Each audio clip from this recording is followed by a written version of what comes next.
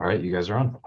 Thank you, Jacob. Good afternoon, everybody, or good evening, depending on where you are. This is really exciting. We are meeting two authors for the first time, and their book is called Dempsey. So let me briefly introduce you to them, and they can hold up their hands to tell you which one is which.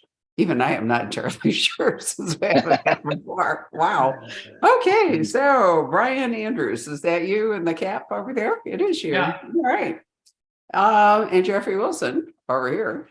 Right. Are the writing team behind the Wall Street Journal and Amazon bestselling Tier 1 series, which I'm pleased to say is being developed for film and television, and which has just found a new home at Blackstone Publishing, which is a very cool, smaller independent publisher who is a breeze to work with. I really love them. So I'm so glad to have a chance to do something else with their authors. Let's see. Brian is a nuclear engineer and Park Leadership Fellow? That's right. What does that mean?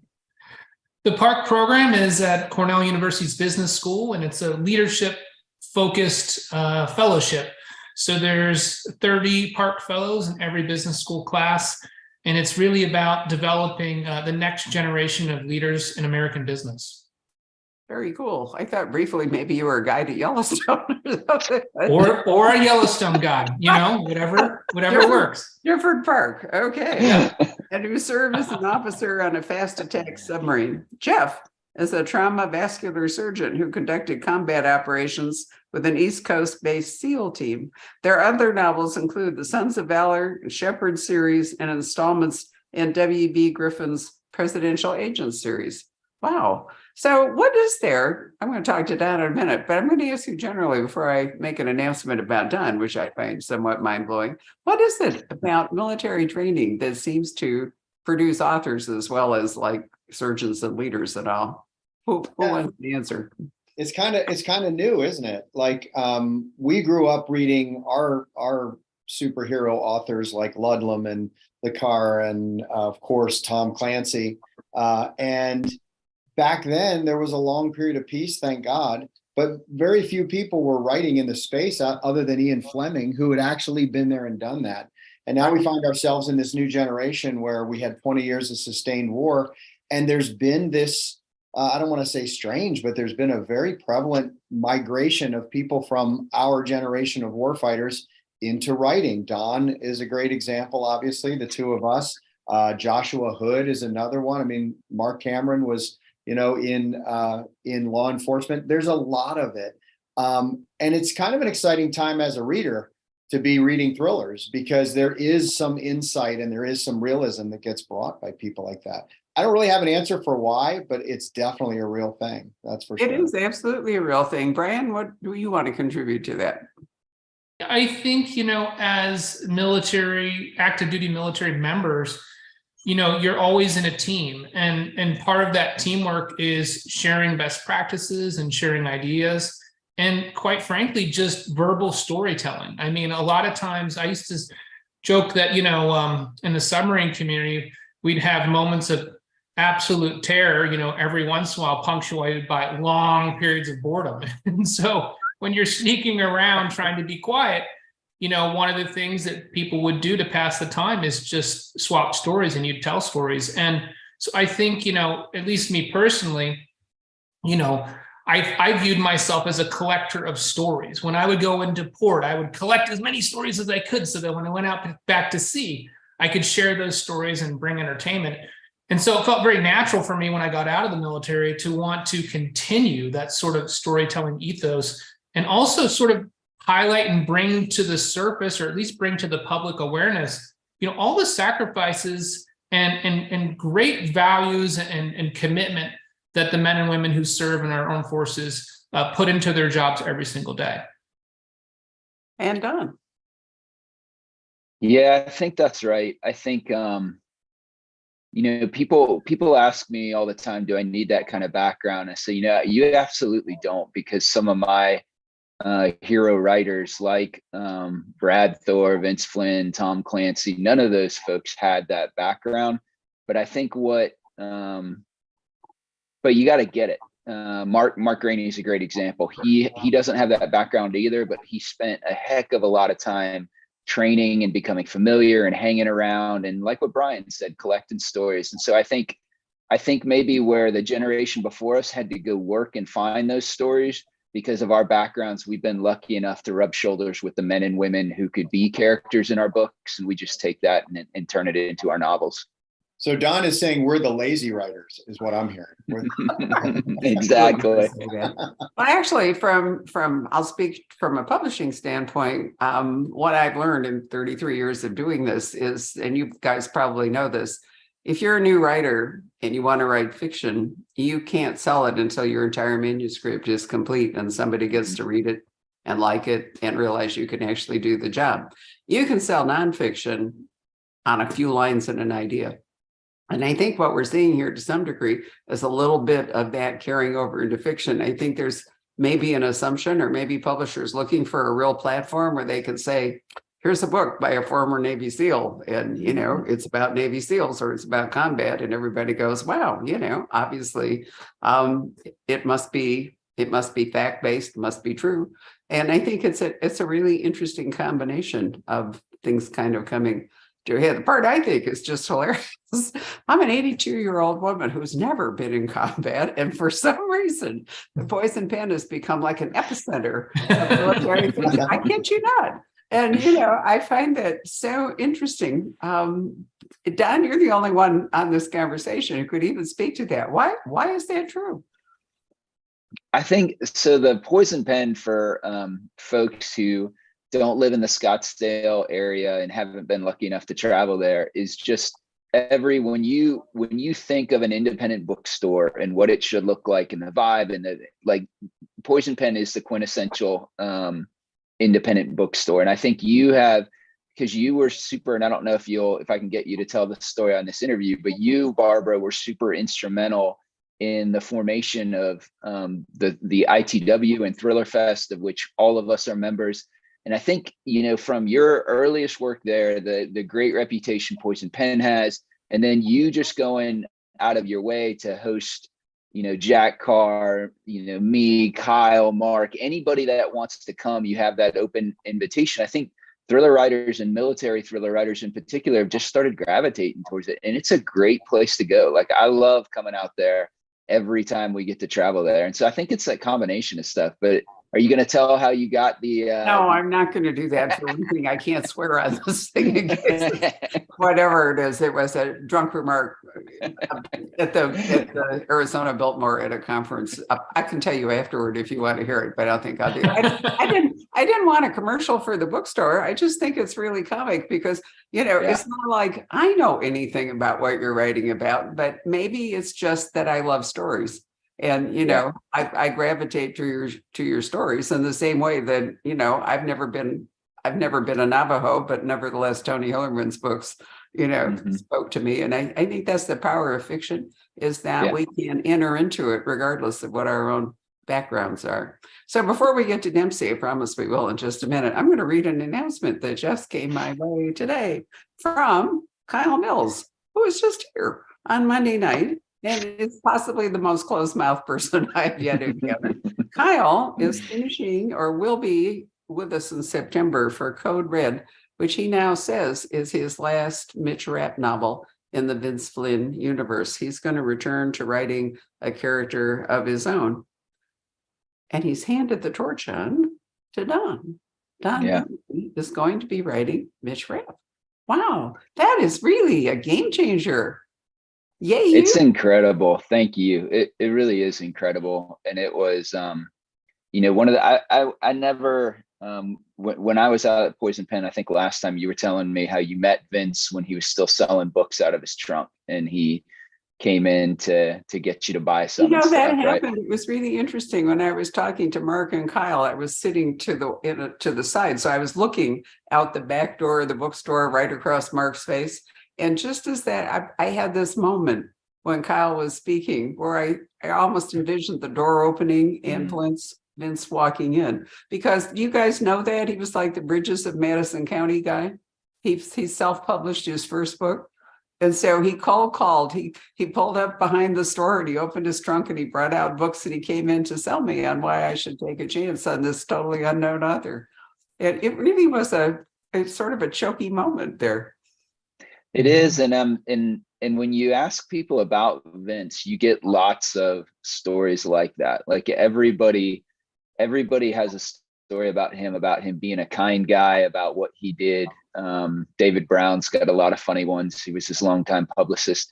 And so I'm really jealous that I never got to meet him before he died, but his writing had a huge impact on my own. And so I had kind of a long and torturous history to publication.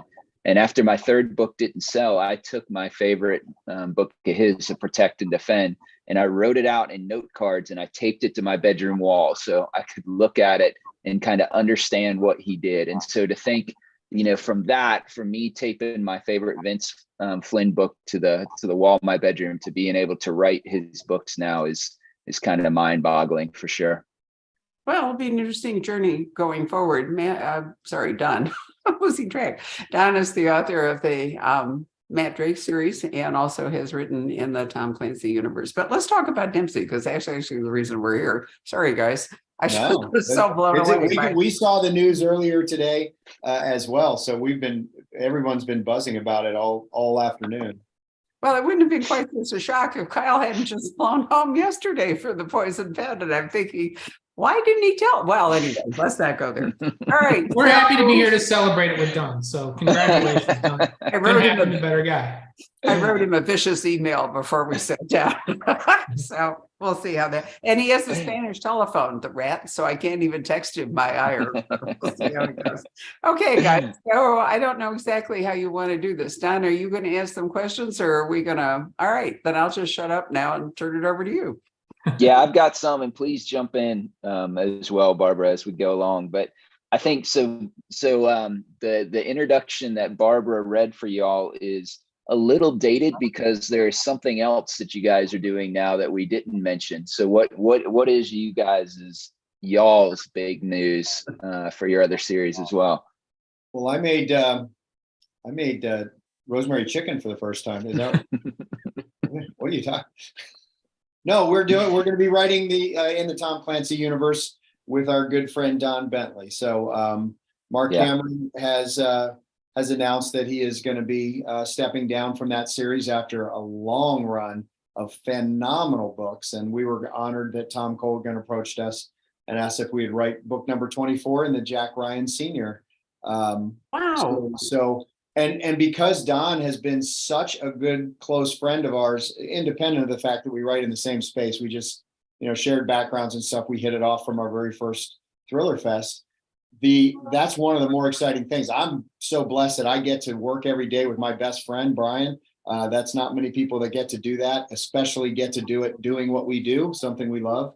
And so now being in the universe with our other good friend Don is going to be cool. And I hope it's going to end up with a little bit more collaboration between the series and some little Easter eggs that we can plant here and there. But to be able to write in the shadow of one of your heroes is always awe-inspiring. We wrote the Griffin book, and that was an amazing experience.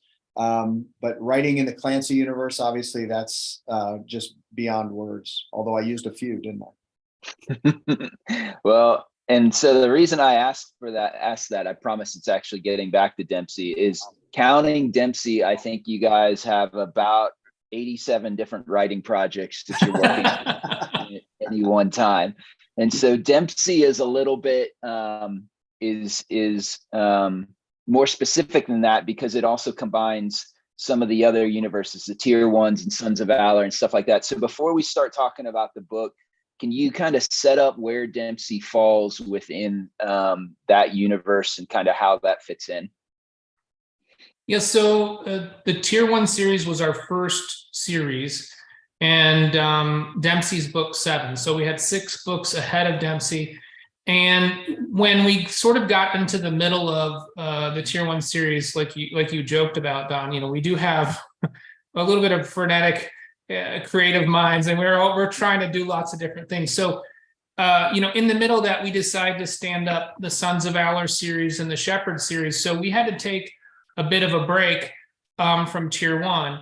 And so since Collateral came out, which is book 6, it's been over 2 years since we had a tier 1 book. And one of the things that we did sort of by accident, but you know how these things work, we kind of painted ourselves into this prescient corner where Collateral, which we wrote in 2019, was about a Russian push into Ukraine to sort of reclaim the Nova Russia dream. And a lot of that stuff sort of, played out in real life. And so when we sat down to write Dempsey last year, we had to say, well, do we stick with, the tier 1 world, or do we try to match, geopolitically what's happening here? And ultimately, we did what, any good author does, and you split the middle. So that's kind of where we ended up. And what's exciting about us for Dempsey is that, it really empowered us to go somewhere with the character and maybe be a little audacious, with the mission that we gave him, because we really wanted to give the fans and readers who'd been so patient waiting for 2 years for this book, something that when they read it, they were like, oh my God, I didn't see that coming. And, it sort of hit them right here. So that's a good lead into my next question. And I'm going to ask the two of you, and hopefully with your two brains, you can actually figure this out, since I often fail with my one. But the question that terrifies every writer, and that is, what is Dempsey actually about? What is Dempsey actually about? I think that to understand what Dempsey is about, and this is true of this particular tier 1 book more than any of the other 6. To understand Dempsey, you really do have to understand who Dempsey is in the series, because this is a series, we arc, as you well know, Don, we talked about this many times, and you do the same thing. We don't like to arc a character out over a book. We like to arc a character out over the series and show real change, real growth, changes in relationships and personality. In the case of John Dempsey is a tier 1 Navy SEAL who loses his entire team and is recruited to become somebody else, to, bury his old self literally in Arlington with his brothers, and become a member of this super secret task force where he is initially tasked to hunt down and find the people responsible for the deaths of his friends. So what you see in Dempsey is a real arc, a significant arc, from a very black and white world, door kicking SEAL. You give me the mission package, drop me on the X, and I'm going to make sure it gets done, to all those shades of gray that happen in the task force world, in the OGA world.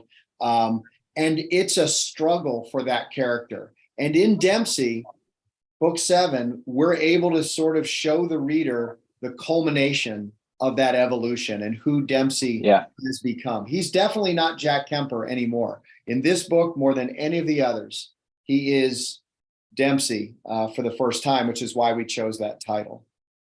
That's a great lead into something I picked up as I was reading, is that you guys spent a lot of time, even though you arced this character over several books, this one specifically to me felt more like a crucible for Dempsey. And so there are many things, and you guys do this really well. I don't want to imply that it's navel gazing, but there are multiple times in there where Dempsey is reassessing his motives of what drives him, of why he does what he does. And so why write that book? Like, why did you all decide to focus so much on his inner conflict in a genre that frankly most of the time just relies more on external conflicts? Well, if you remember in the end of the last book, we sort of left the world in a place where there was a lot of uncertainty, a lot of instability, very much like the world is right now. And I think we turn to our heroes in times of uncertainty because we're looking for leadership. We're looking for somebody who has confidence and somebody who's going to be a hero and step up and solve the problem. And at the end of that last book, Kelso Jarvis comes to Dempsey and says, I have a mission, and I think only you can do it. Do you want to take this mantle? Do you want to carry this load? I think you're the only guy that can do it. And, at the end of that book, Dempsey's thinking to himself, I'm so tired, just so tired. But he motivates to, when we see him in the beginning of Dempsey, you realize he said yes. He said yes to that mission. And basically saying yes was the hardest thing he's ever had to do. And so we wanted to say, when you have an impossible mission and it feels like nobody in the world can do it, how does a person carry that weight? And that's what the story is about. Well, I think to sort of give that 35,000 foot view of exactly what Brian is saying, and this is something we share with you, Don, which is the only reason we like you, because he's Army, just so you know, Barbara. But we think that it's a little bit weird, and not weird, but very unique to find writers in our genre who focus really hard on driving their stories with character. The thriller genre, and I'm not complaining about this because I love all of these authors, but it is a little different to have stories driven so heavily by character and relationship. We do it, you do it. There's a few others that do it very well. And the books that don't have that are still great books. So it says maybe more about the writer than it does the genre or the book. They're all enjoyable. But for us, maybe it's because we served, maybe it's because of just who we are. We really want to see that character and who he is and get to know him. And this book was important. We almost can't write book 8 without book 7. You can't take Dempsey to the end of book 6 and not have a book where you ask those questions if you really want to delve into it. And that's why we did some of the other things that you saw in the book, where we circled back after several books to his son, what's going on with his son. And people have been asking us that. That's not why we did it, but people have been asking, what about Jake? What about Jake? So we had to look at Jake. We had to look at his relationship with Elizabeth Grimes, with Dan Munn, and where he came through all this. How can they be who they are without Dempsey? That's a big, deep dig into those characters as well. So this book really is a pivot, not away from where we were, but allows us to get to the next place that the whole team, not just Dempsey, needs to go.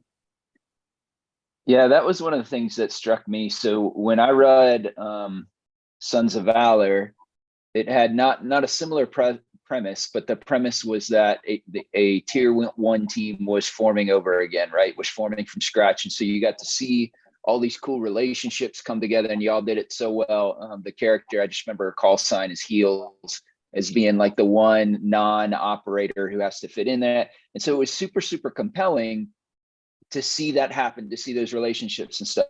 Dempsey obviously is about Dempsey in the absence of the team. And so when you guys look at your arc of books and stuff, do you see this as an anomaly or kind of a standalone of, hey, we wanted to really dive into Dempsey's story and have this one book?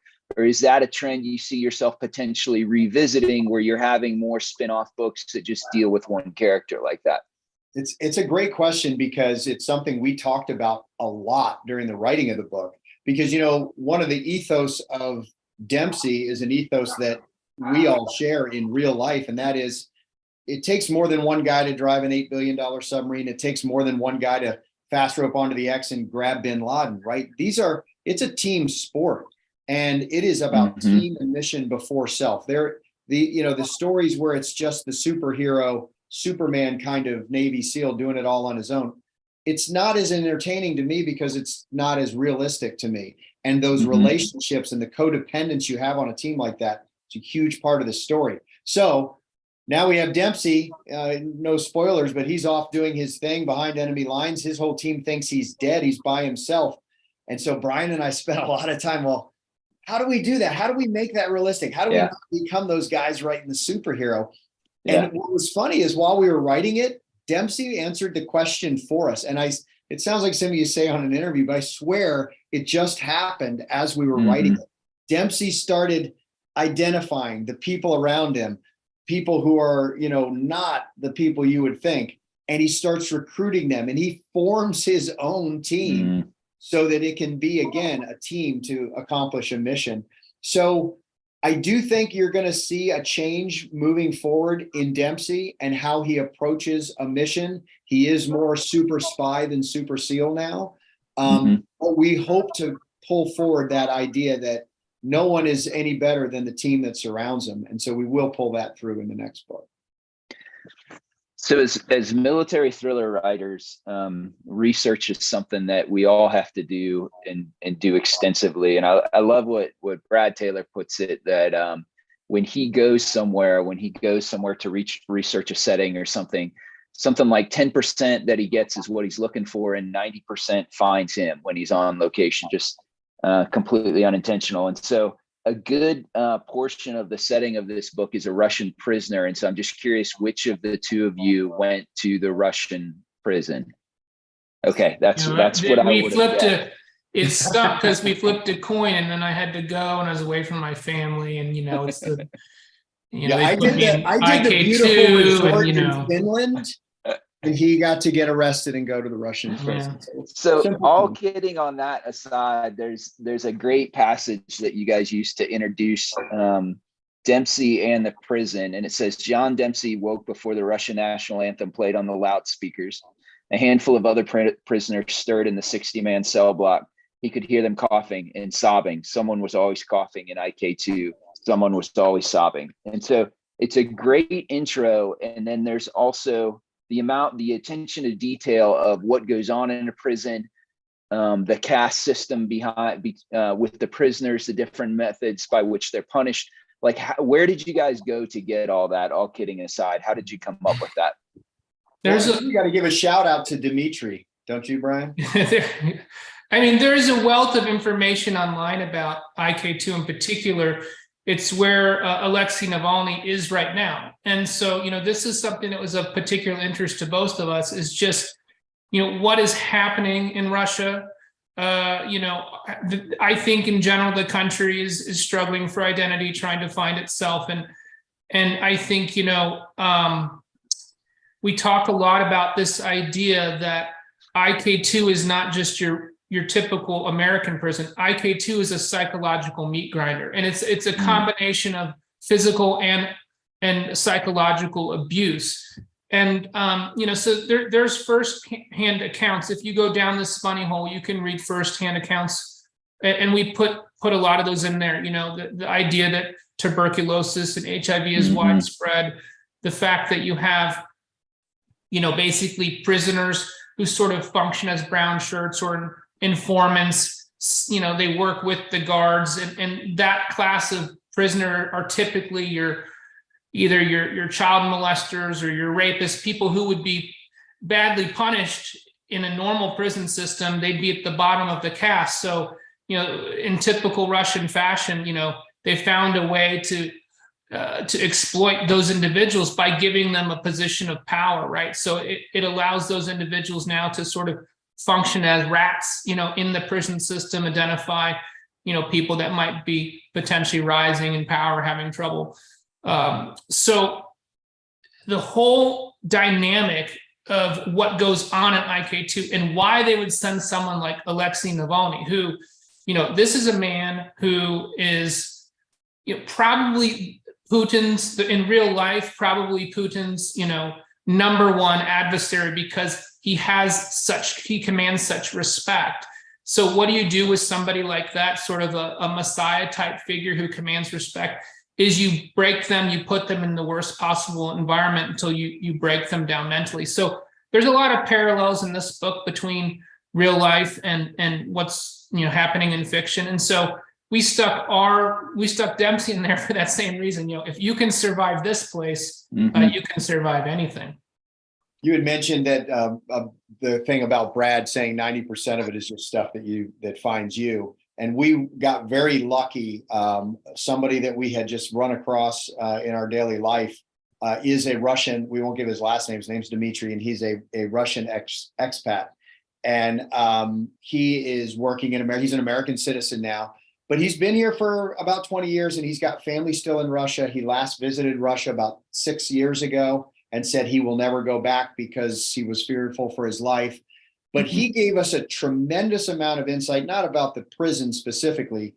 Brian outlined very well a lot of that research that went into there, but how those relationships and how the caste structure is different than what we have in the West, what we have in Europe or in America. And that insight definitely found its way into the book. We spent hours, wasn't it, Brian? Hours talking between the two of us. I bet we spent 20 hours talking to him about culture and, the culture of change and how hard that is in Russia compared to the West. And we're able to blend that not just into the prison, but also into the other chapters that take place in Russia. Yeah, I just want to throw this out. When you open the book, we usually start every book with a quote.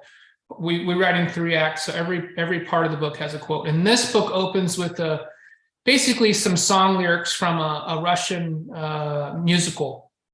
And what it illustrates is this idea that in the Russian language, there are 2 words for truth. There's pravda and istiniya. And pravda is this idea of relative truth, and istiniya is the idea of absolute truth. And in English, we just have 1 word for truth. But what we've seen, interestingly enough, over the last 4 to 5 years is this infiltration of this idea of relative truth. It came to our media in the term, the popular term, alternative facts. Okay, well, you believe one thing, but I believe another thing. And in this idea that, well, your truth is whatever you want your truth to be. There is no absolute truth. It's all relative. And, in Russia, it's a propaganda state. So now, what is pravda? What is istiniya? Pravda is what the state is telling you is istiniya. In other words, the Russian state is saying, what we're telling you is absolute truth. We're doing a special operation in Ukraine. It's not a war. But that is the absolute truth. And so there's a degree, and what Dimitri would explain to us is there's a strong degree of cynicism. What do you believe? How can you believe anything when all you're hearing from different places is relative truth, relative truth? And it's something I think as a nation we're going to be struggling with in the coming decade. Yeah, that was another point I wanted to touch on is how well you captured the Russian mindset. And so when I was an FBI agent, I worked the Russian threat just a little bit, but there was a point where I was brand new to it, and I was interviewing somebody who had came from Russia, and I was asking him some questions about folks who were at one time KGB officers and now were doing something else or whatever. And so I was going through some names and talking to him, and I pointed to him and I said, "Is this person KGB or SVR?" Even though it's the intelligence service, a lot of times the Russians will still say KGB because it's ingrained in them. And he said yes, and I said, "No, I know he was once, but is he still now?" And he looked at me like I was the biggest idiot, and he said, "There is no such thing as former KGB. There's KGB and not KGB." And so that was just like such an eye-opening experience to me, to the Russian mindset.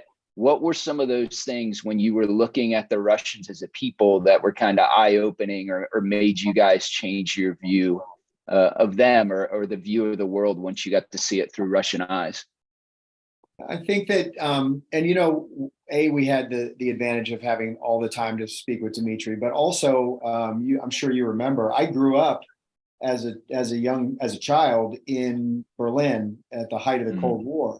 And so it was all very visceral for me, the idea of East and West. And, I actually have a piece of the Berlin Wall. My dad was, we later found out, involved in some of the things that were going on over there. But I actually have a piece of the Berlin Wall that I keep in my home as a remembrance. And so I have looked across the wall and seen East German border guards, which were probably mostly Russians.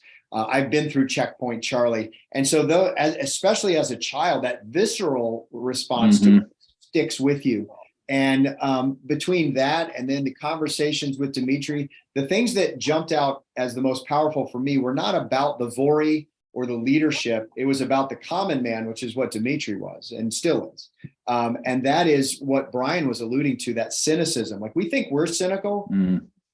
We got nothing on the average Russian who just wants to feed their family. And there are stories of people who were standing on a corner. This is not in the Soviet Union. This is like a few years ago, standing on a corner on their way home from medical school, and just what's going on down there. And they're watching, and there's some guy who's going to run for a local office saying things that the state doesn't want him to say.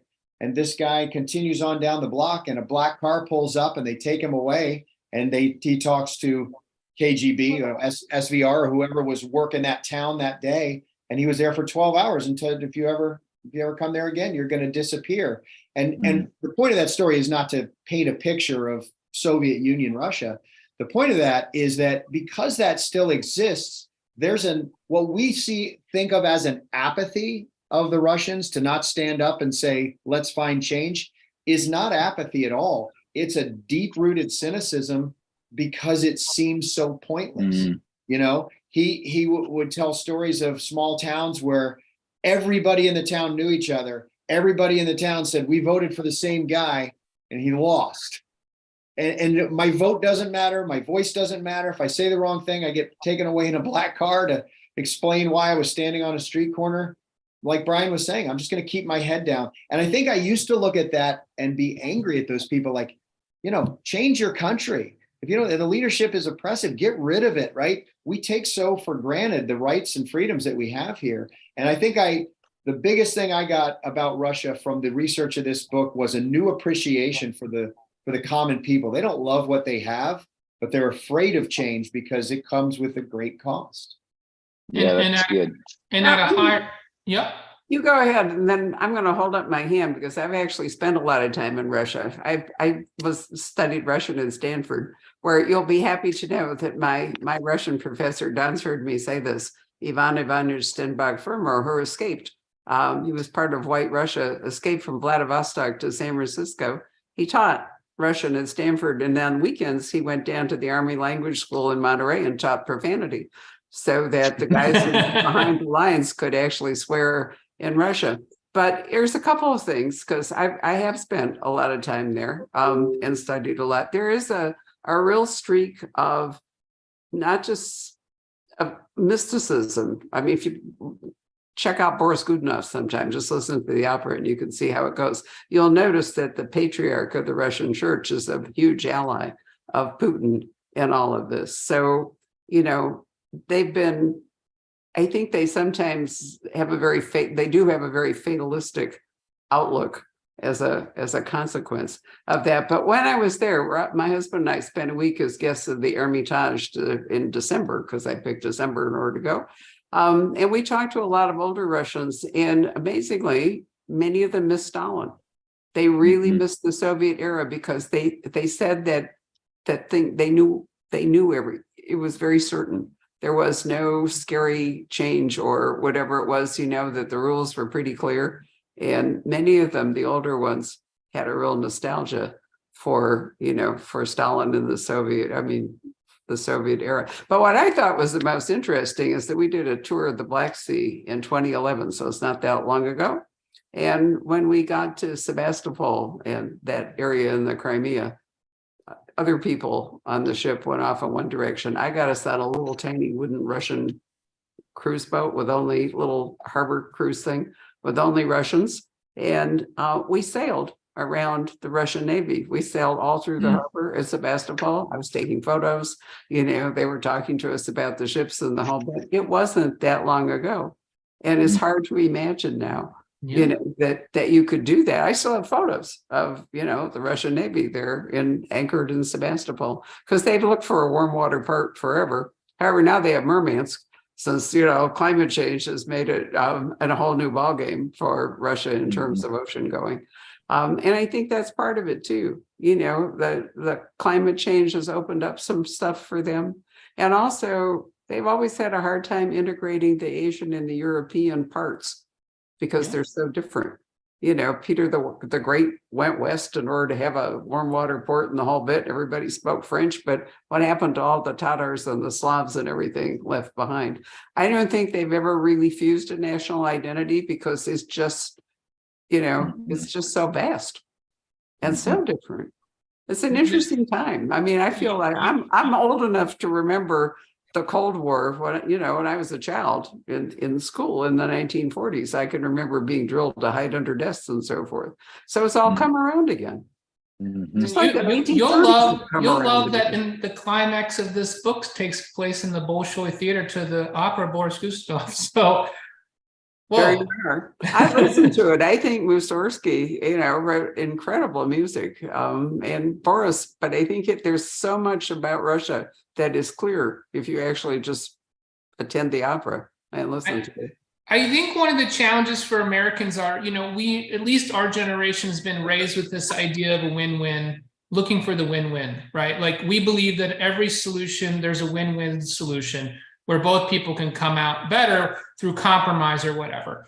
And that does not exist in the Russian mentality. And that impacts, it makes it so that military strategists a lot of times and politicians are baffled when dealing with the Russians, or even the US media is baffled covering Russia, because Russia thinks in terms of the Russian mindset is a zero-sum mindset, right? And there's a great book by Bill Browder called Red Notice, and he talks about in that book that, you know, in Russian business and Russian gangs and the Vori, like, you know, there'll be an oligarch. He tells one particular story about an oligarch who is willing to basically burn down his entire empire just so he doesn't cede an inch to his competitor. And so that's kind of what we're seeing right now a little bit with the Ukraine-Russia conflict is, you know, when compromise is not an option, when me giving means you winning, then, you know, you're never going to reach a compromise. And that's very, very difficult for some people to understand. And we tried to incorporate that theme throughout the book. I think you see that a lot in military, especially in Russian, not even military strategy, but geopolitical strategy. This idea that, you know, if I can't win, then what I can do is make you lose so badly that I look like a winner in comparison. And you see that in a lot of their false flag operations, right? It's a lot of stuff that they do that the goal isn't even what that operation was. It's about them coming in later and looking like they did something good so that they look better than their real foe, whether it's us or Europe or whoever. It's a bizarre thing for us because it's related back to that zero sum that Brian is talking about. It's just so foreign to us that it's hard to wrap our heads around. And as a result, when it comes to strategy, we sometimes miss predicting what's going to happen because we don't factor that in.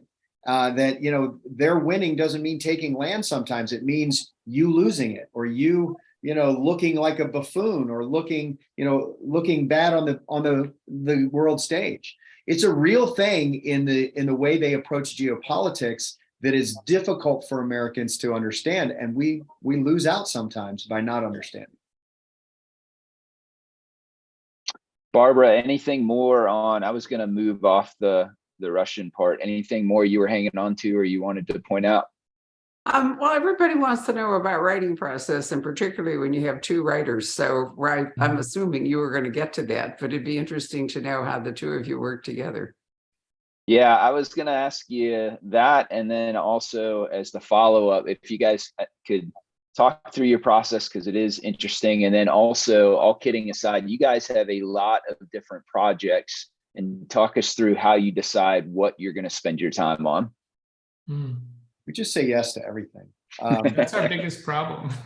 That's going to have to change really soon. We'll do that one second, but our process probably takes two of us to explain it. But, you know, we've been on a lot of panels, as you know, Don, especially at Thriller Fest with other co-author teams. And what I always like to start this answer by pointing out that none of this means anything because it only works for us. And it's really true because, you know, when we're with Preston and Child, or when we were with Kathy and JT Ellison on that panel, they would say how they did it. And Brian and I are looking at each other like, that's ridiculous. I could never, how does that work?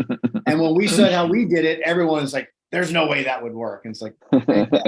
So I think it's important to frame it that way, that this is how we work. And so people that are thinking about co-authoring, find your way. Whatever anyone else has said works will not work for you necessarily, but pick and choose. But for us, what we do, and I think it's informed heavily by our military background and the idea of team before self and mission before self, is it is a completely equal partnership 100% of the time.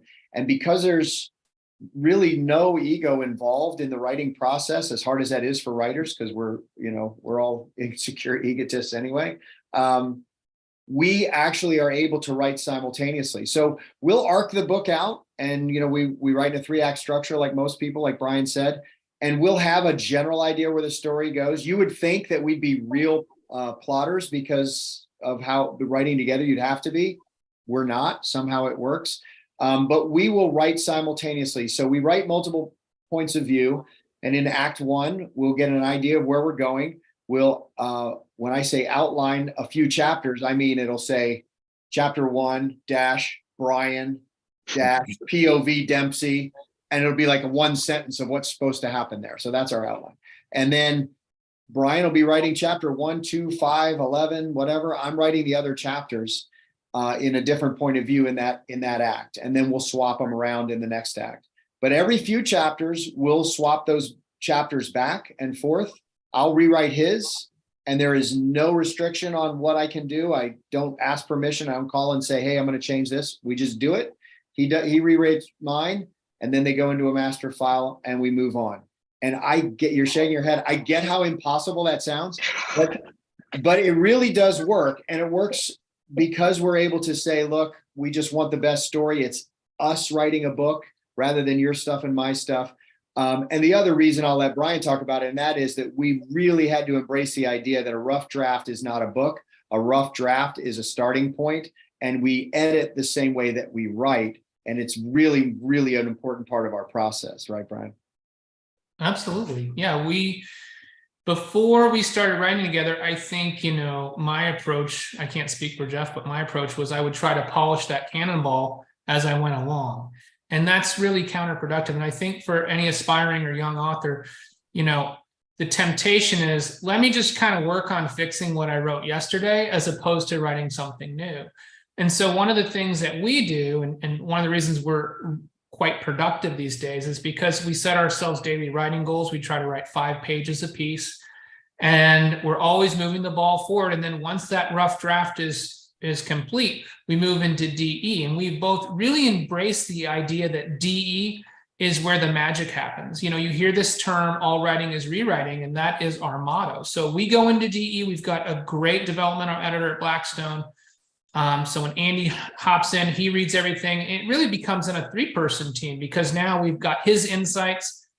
And that's where we start to look at, okay, ask yourself these questions. How can you make it more exciting? How can you make it more suspenseful? How can you add more conflict? How can you make it more clear to the reader who might not know what's going on? So DE is when we take this book that's maybe a good book, and I think that's when we elevate it to a great book. At least that's our aspiration.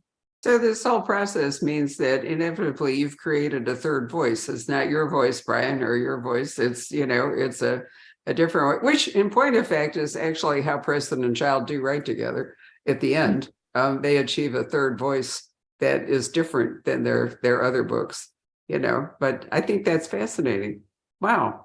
And that's a lovely observation, and something I think we take as one of our greatest compliments when we hear on reviews, people say, well, I can't tell who wrote what. It just sounds like Andrews and Wilson. We're like, all right, mission accomplished. That was our goal. Yeah, and we don't remember who wrote what. So that is. Well, yeah. I'll tell you what, you guys have probably never read Manning Coles, because I think he wrote a book called Green Hazard, and another one, I'll have to remember the name, which are one of the great espionage novels of World War II. Just brilliant. But it was 2 people. One of them was a woman. And when one of them died, I don't remember which one, the other one tried to write another book, and it just did not work, because that third voice had disappeared with the death of one of the partners. That's why I make Brian take vitamins and exercise every day.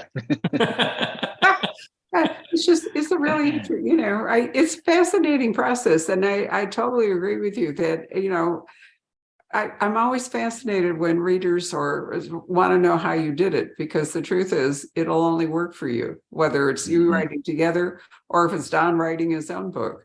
It doesn't transfer. Right. Yeah. In fact, Steve Berry, who we did his book launch last night, was talking about that voice in the head, that if you're a writer, you have to have that voice in the head. And if it's not there, nothing, you can't go find it. I mean, either it's there or it isn't, but you can't go look for it. So what he's a guy that has really thought about his process, and he's very introspective and very self-aware.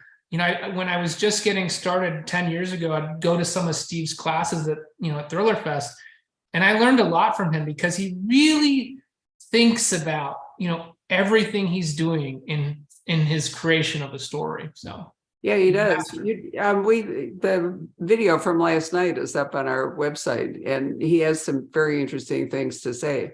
if you have time for that. Well, I'm sitting here reading from Kyle Mills, who said, shit, I said, I forgot. I know I should actually have told you. But anyway, so here's the thought. Mark Cameron is here on May 15th and Jack Carr launches here on May 14th. So, and Don's Clancy, I looked it up, doesn't come out till August. But then that's the second one. So The I have second one. one. Yeah, I have two that come out this year. I have one that comes out in May and one that comes out in August. So what would be really interesting? Maybe we could sort of like Yeah. pull everybody together if we already have Sunday and Monday with Mark. Yeah, let's do it. Jack, We you, love that. maybe you guys, maybe we could just do a thing, for a couple of days and see how that works out. That would be really fun. I've been threatening to do a sort of whole, military fiction event at the store, but it's not that easy to bring it off unless you can get everybody's pub dates to merge together. Well, let's think about it. Maybe I can hit up Mr. Brown for money. He owes you after keeping you in the dark while Kyle and I were Actually, both there. he's written me a self-exculpatory note saying, wasn't me, it was Kyle, whatever. Oh, that little weasel. You Oh, must man. all I the way knew he- around. So, you guys are really impressive. And I do, it's true that you can say yes to everything, but at some point, even big, strong guys like you can only do so much. Mark was talking about maybe he just can't write 2 books a year anymore. There's, you have to wonder how long you can keep up the pace and really do great work. And so eventually you have to kind of zero in on what it is that matters to you the most. But what an exciting time for you all, the 3 of you, when you've got so many possibilities and so many things that you can be doing. Wow. It also helps that probably thanks to your military training, you're in great shape. You were weak little guys, you probably couldn't keep up this kind of punishment. So I'm impressed all the way around. Right. So tell us about your television thing, because that's really interesting. Can you say anything more than generally is just, been optioned? Because most of the time there are gag orders involved. Yeah, and that's definitely the case here. We pretty much said what we can say. What we can say is that sort of related to this last conversation about how do you continue to be productive for Brian and I. One of the ways, and maybe it's because we're immature, is we need to be re-stimulated and re-challenged. And so one of the ways we do that is we've been broadening our subgenres. We have a book coming out this summer that's definitely falls smack in the middle of the techno thriller, near future sci-fi almost. And so we're both very big science geeks. We're both educated in science. He's a nuclear engineer. I was a vascular surgeon. And so we're fascinated by that. So that's one way you do it, is you find new things that interest you and stimulate you, and then you want to write about it and it doesn't feel like work. And then the other way that we've done it is like with this media stuff. So a couple of years ago, Brian and I said, where do we want to go with this? We're watching the changing face of storytelling, not just in America, but in the world. And it can almost be these individual buckets with very little cross-pollination. There are people that get all of their storytelling entertainment from video games. There's people that get it from movies. There's people that get it just from streaming television. There's people that get it from books. There are certainly people that get it from all of those, but not like it used to be. And so if you really want to reach a lot of people with your stories, you're going to have to diversify the way you tell stories. And so a couple of years ago, we set as a goal to try to broaden out into other forms of media like film and television. One of the ways we've done that is, we we were able to option this series, Tier 1, with the Cross brothers, who we love. And I think they're going to do a great job with it. But in the meantime, we also started creating a lot of other intellectual property where we could co-develop something for both media and books because we're writers at our heart and core. So we have started writing short stories, and with Blackstone's help and Brendan Deneen, who's our amazing film agent, we're able to get some of these treatments out there. And we now, if you go to our website, you'll see we have a film and TV tab. And we've got a list of 12 projects that are in various stages of development. Because of the gag orders you're talking about, you obviously know a lot about that business. There's not a lot we can say about individual projects, but we have several TV shows in various stages of development. We also have a couple feature films. with a lot of big players, Sony and Picture Start and Skydance. And it's been really, really exciting, but it does push us to that point where decisions have to be made. Maybe we can't write 3 or 4 books a year if we're also going to be executive producers on some of these things. So we're going to know more in the next year or two of how we're going to have to call ourselves in various directions to be able to get it all done. God, it's like Rupert Murdoch burgeoning. Right?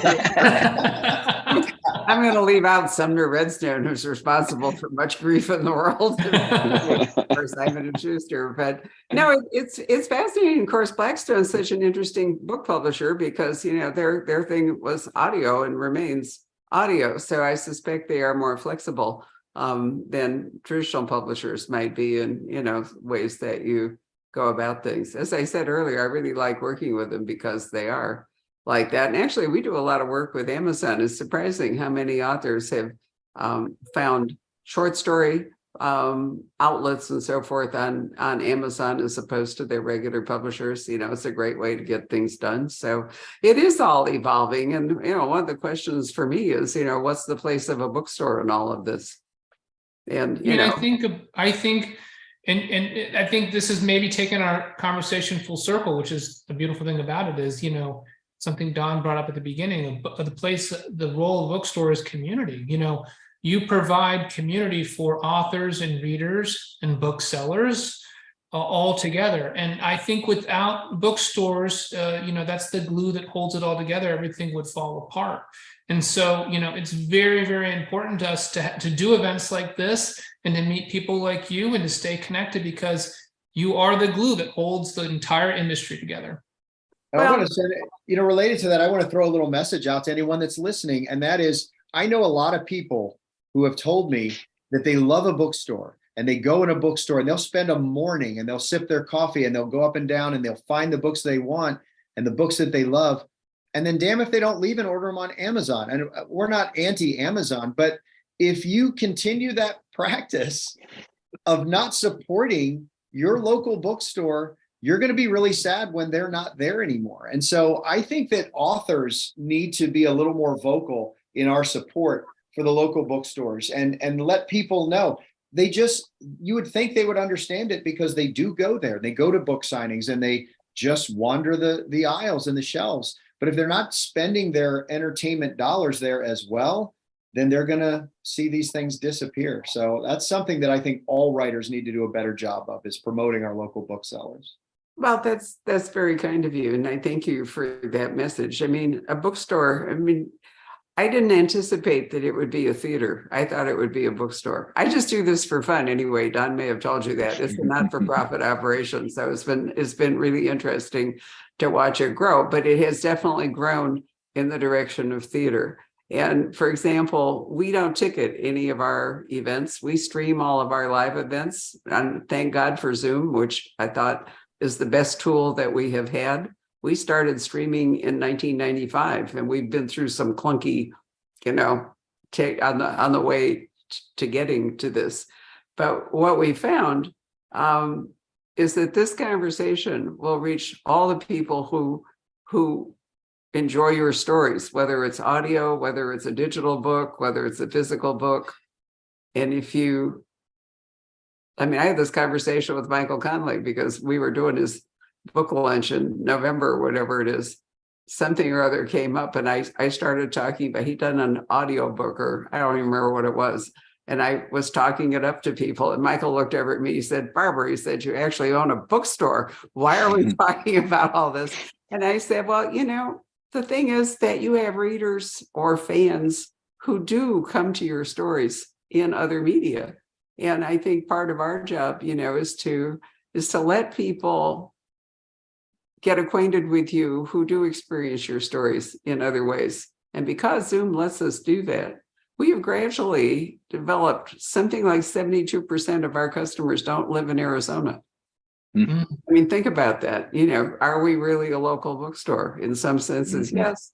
Some senses, no. So we have to evolve with technology, and we have to remember, that the sort of deal I say to customers is, it's like going to the theater.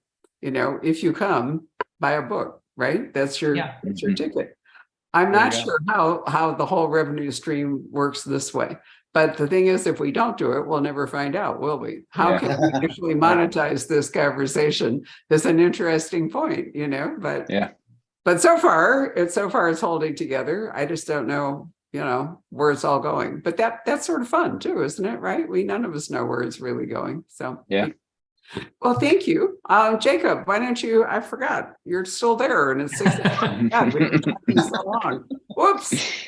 Come back and tell us if anybody has any questions. I can tell how long you've been up there because the sun has changed. What's up, guys? We definitely have some questions here in the comments. So this one's for Don. In your previous interview with Book Spy, you mentioned your day job. Are you still working your day job? Or are you now a full-time writer? No, so thankfully, about 2 years ago, I was able to go full time. So I've been full time since then. Cool. This one's from Gary. Hey, brothers, I'm glad for your all's success and well-deserved recognition. What has it been like for you guys to go from one series to several? Exhausting. I think, you know, one of the things that happens when you're writing a series is sometimes it's nice to be able to step away from that series. And so for us, part of the motivation of writing other series is that we get to meet new people. And, you know, Jeff sort of alluded to this earlier, that we let the characters inform the story. But it's almost weirder than that. It's almost like, you know, they sort of very much become real people in your lives, and you're interested in what's going on in their lives. And so when you get to into somebody else's story and spend some time with those characters, it's really fun to come back. It's like reconnecting with an old friend when you get to come back to the series that you've stepped away from. So for us, I think it keeps us fresh, it keeps us motivated, and keeps us creative. That was a way better answer than mine. I can see you really are good friends, right? Nobody's trying to upstage the other one. It's exhausting, Barbara. It is exhausting to pretend to like him on these things. You can't afford to break it up now, guys. I'm gonna squish it. I'm gonna squish your head. I'm squishing your head. Squishing your head. All right. Will Jack Ryan Jr. finally find a wife? And also, what aspect of Jack Ryan is still yet to be explored? Ooh. That's a really good question. I think people have asked me before about, and now obviously Brian and Jeff are doing it too, about what it's like to go. How do you come to a legacy series, especially one that the Clancy that has been around as long as it has been as a writer? And I think what you look for is kind of a piece of untilled soil. So like, what's something in that series that hasn't been addressed yet? And so for me, I started with Target Acquired. And when I wrote that book, I told Tom, my editor, that what I really wanted to do for that first book is just to focus on Jack Ryan Jr., because selfishly, I really wanted to understand him at kind of a visceral level and figure out what made him tick. And as I started doing that, I thought, you know what? This guy is in the campus and he's in this off the books intelligence organization. And unlike every other person he's surrounded with, his sole criteria for getting in the door is his last name was Ryan. And so I thought, you know, what would that be like? What would he have a chip on his shoulder?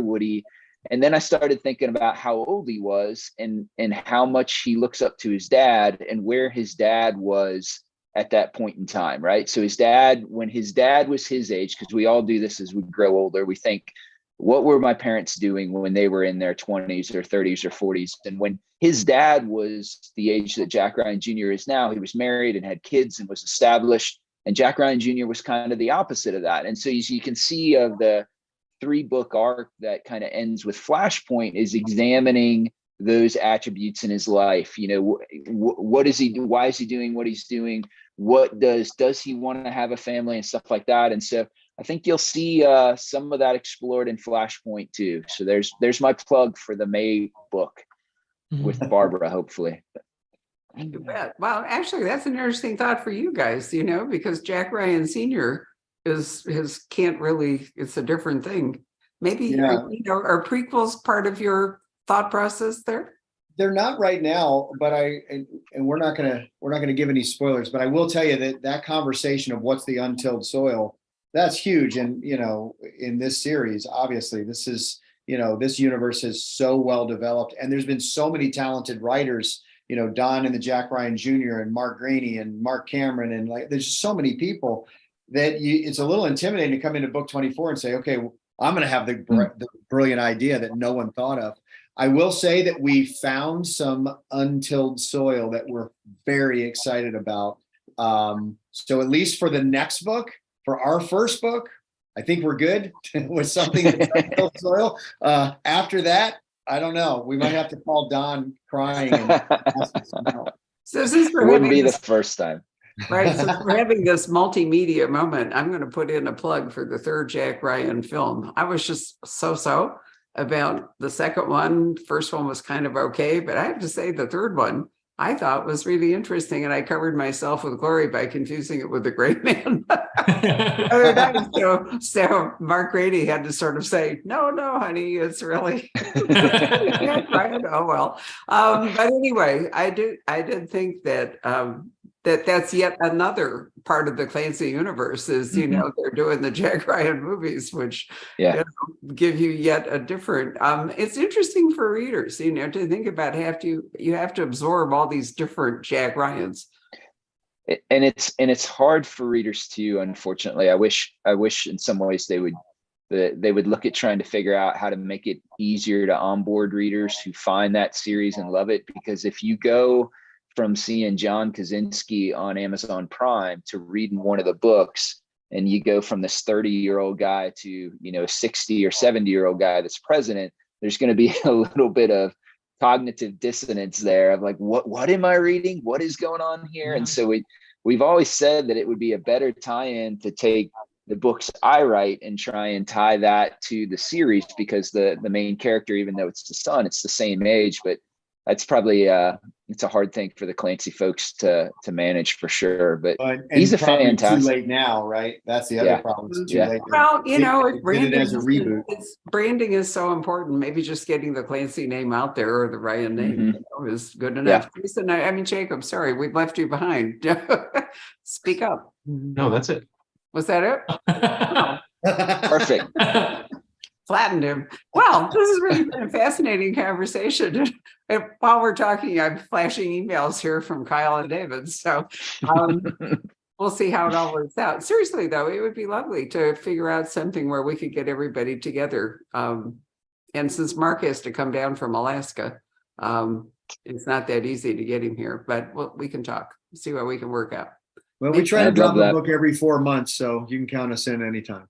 Well, yeah, no, seriously, it really, May 14 and 15 would be kind of an interesting target date there. And for some reason, every month in publishing, there's an orphan month. I mean, every year in publishing, there's an orphan month. Usually it's August. Occasionally it's been February, but this year it's May. So it'd be so far anyway. So it's a good time to be doing something that would get more focus, because you're not being completely distracted by other stuff going on. So anyway, we will talk. What a pleasure it's been to meet both of you. Thank you so much for doing this. Thank you, Blackstone, for arranging it. And thank you, Don, who's becoming kind of our permanent guest host. And I think it's wonderful that you have that much energy and time to actually read these books and prepare as well as you do. So I really thank you. It's been wonderful. So Jacob, thank you for your patience. Good night, everybody. Good night. Good night. Thanks, Thank guys. you.